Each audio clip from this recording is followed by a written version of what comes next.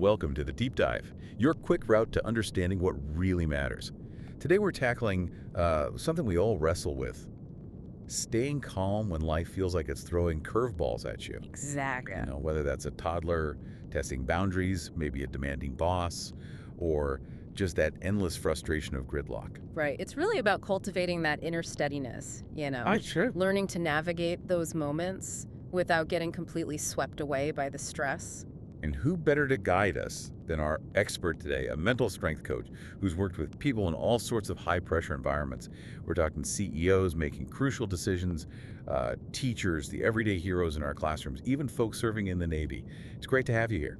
Thanks so much for having me. I truly believe that building mental strength, well, it's a skill. It's something we can all develop. And you've seen the power of staying calm firsthand, haven't you? I seem to recall hearing a story about a presentation that maybe didn't exactly go as planned. Slight chuckle implied. Uh, yeah, that's putting it mildly. Not too long ago, I was leading this really important workshop deep into explaining some key strategies, and then suddenly, boom, everything went dark. Oh, no. Complete power outage. The room just went silent, and you could almost feel the collective anxiety just rise. Man, that's like the classic presenter's nightmare. What did you do? What happened next? Well, after maybe a split second of just stillness, really, I took a breath, a real conscious pause. Okay. Then I assessed, okay, no power meant no slides, no fancy tech. But then I spotted this whiteboard just sitting in the corner. Oh. So I grabbed it, kind of shifted gears right there on the spot, and we ended up having this incredibly interactive discussion. It was great. Afterwards, several people actually came up and said it was, more engaging than they thought the Planet presentation would have been. That's fantastic. What a great example of turning an unexpected challenge into something positive. And it perfectly illustrates what we're diving into today.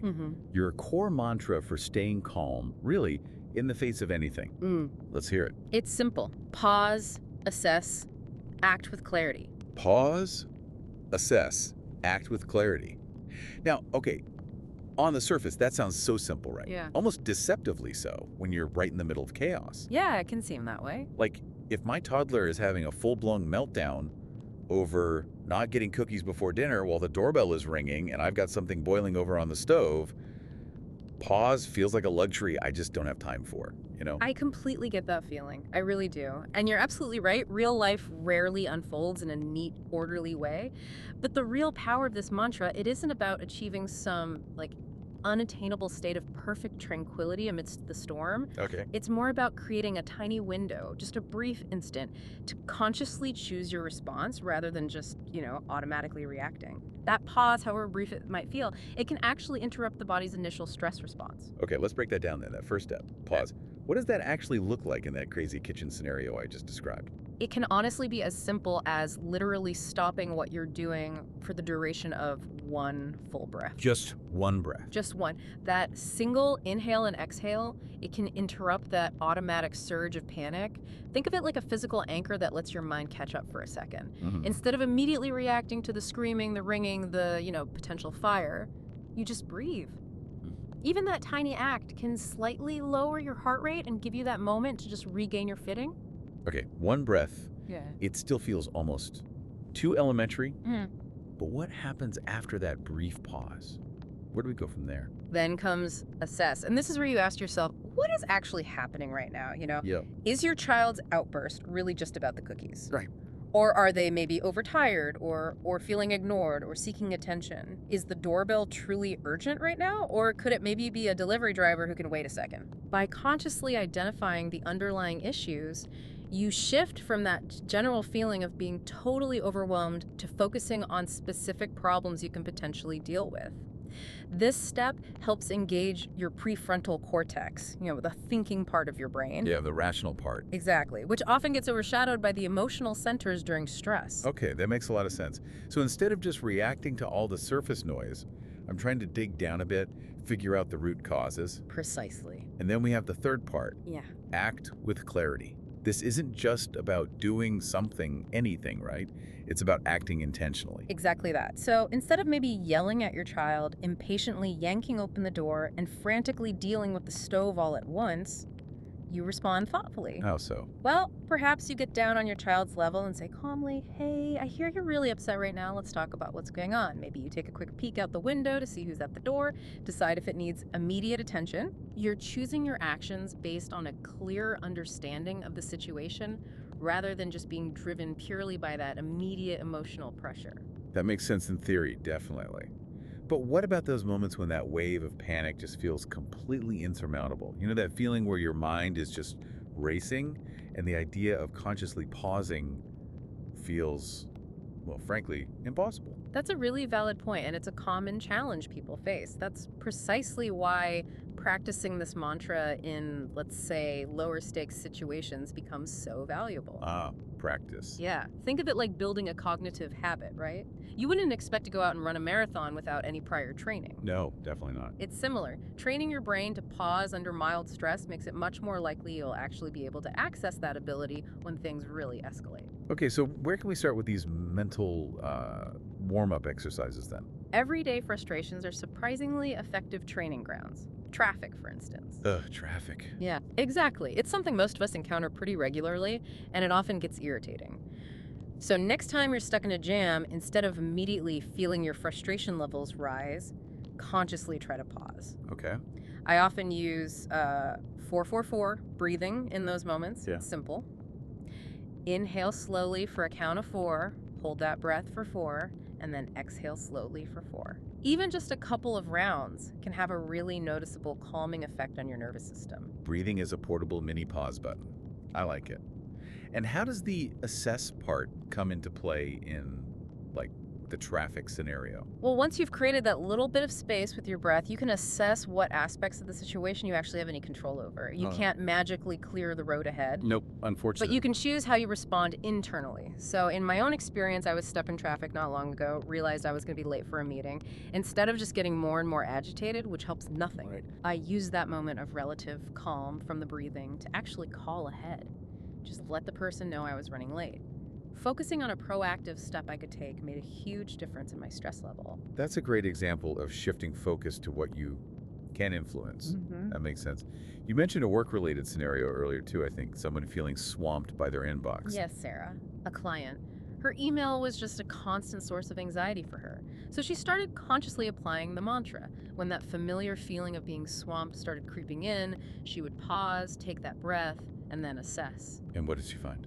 She began to recognize that while, yes, many emails created a sense of urgency, very few actually required immediate action, like right now, action. Oh, okay. Yeah. So her act with clarity involved scheduling specific blocks of time for focused email processing, and importantly, clearly communicating her need for uninterrupted work periods to her colleagues and her boss. And the result? A significant reduction in her stress levels, and maybe not surprisingly, an increase in her actual productivity. It's really amazing how that small dose of intentionality can create such a positive ripple effect, isn't it? It really is. Now let's consider a different kind of pressure. Public speaking, maybe, or any situation where you might experience that dreaded mental blank, that freeze response. How can this mantra help when your mind just goes completely silent? Oh, that feeling of your mind just going blank under pressure is incredibly common. And yeah, it can be quite unsettling. I've actually experienced it myself. Really? Yeah. I remember giving a TEDx talk, felt totally prepared, walked onto the stage, and poof, mind just went completely empty. Blank slate. Oh no. What went through your head in that moment? What did you do? Well, in that moment of near panic, the pause was almost involuntary, like a brief freeze. Yep.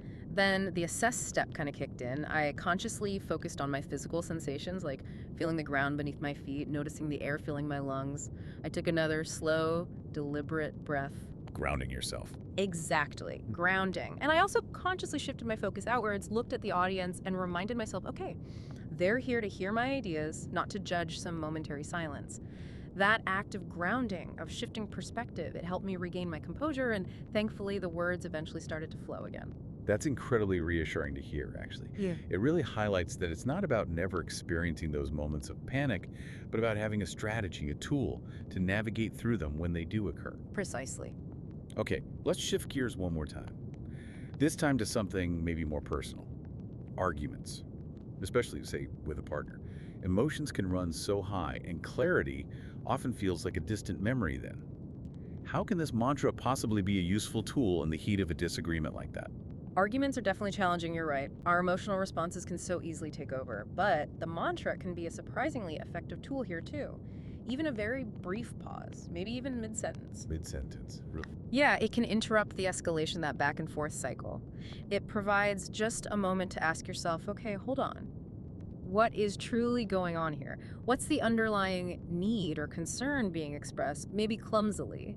Often the immediate trigger of the argument isn't the real issue, you know? Right, right. There's often something underneath. So instead of just reacting defensively, you're taking that split second to try and understand the deeper dynamic. Exactly. And the act with clarity in this context, it might actually be suggesting a break in the conversation. Taking a time out. Yeah, saying something like, you know what? I'm feeling quite emotional right now.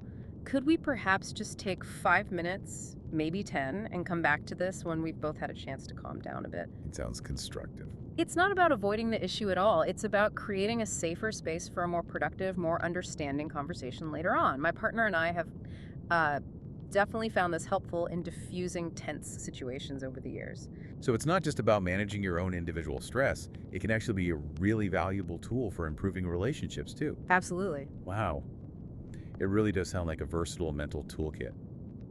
But you emphasize the importance of daily practice in small ways. Why is that so key? Because when those really high pressure moments arrive, the big ones, you likely won't have the mental bandwidth to consciously walk yourself through the steps one by one. Right, you'll just react. Exactly. You want the pause, assess, act response to be almost second nature, almost automatic.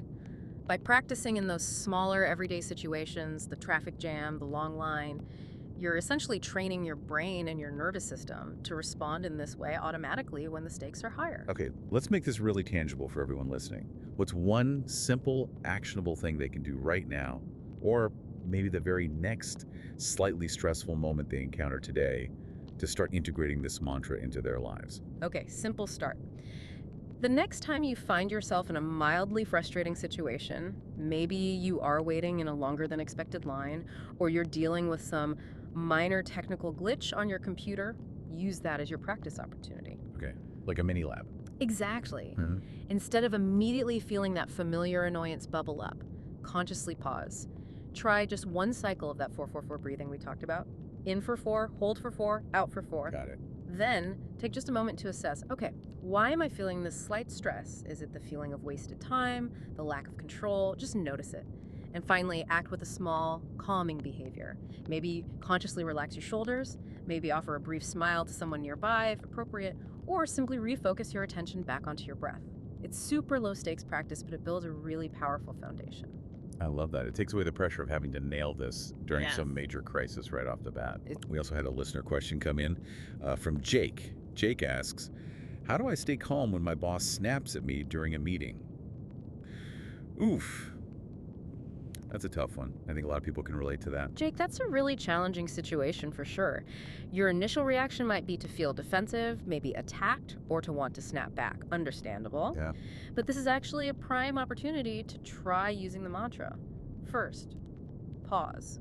Even if it's just an internal pause, like a silent beat before you react. Maybe take a slightly slower blink or a quiet breath. Just create that tiny space. Okay, subtle pause. Then quickly assess. Is this outburst truly directed at me personally, or could my boss be under their own significant pressures or just having a really difficult day? It's important to try, if you can, to avoid immediately personalizing their behavior. All right, detach a bit. Exactly. Okay. And finally, act with clarity. Often, a neutral and professional response works best.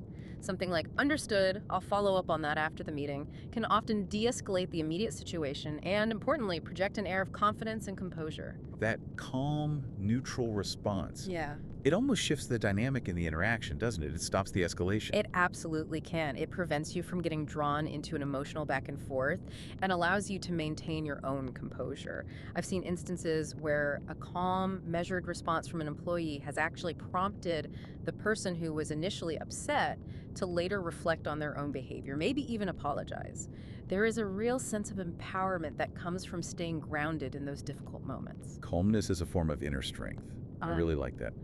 Okay, before we wrap up, could you maybe lead us in just a quick maybe 20-second guided version of that 444 breathing, just so listeners can really feel that immediate sense of calm, even just for a moment. Absolutely. Happy to. So, wherever you are listening, if it's safe for you to do so, you can gently close your eyes or just soften your gaze, whatever feels comfortable. We'll just do 2 rounds together. Ready?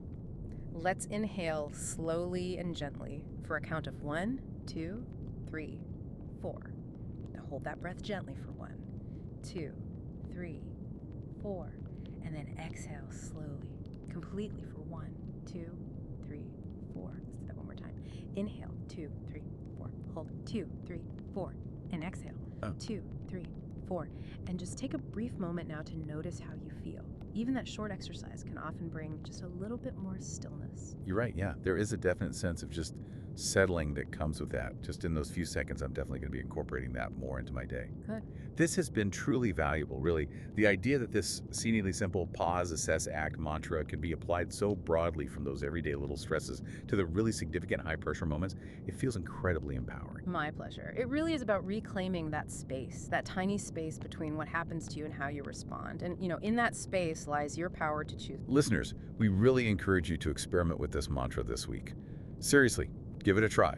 Whether it's navigating traffic, maybe interacting with family, facing challenges at work, give pause, assess, act a shot, and let us know how it works for you. We'd love to hear your experiences. And be sure to join us for our next deep dive. We'll be exploring the crucial topic of resilience, how to effectively bounce back from life's inevitable setbacks. Until then, take a breath, stay grounded, and stay ready. Stay calm and carry on, everyone.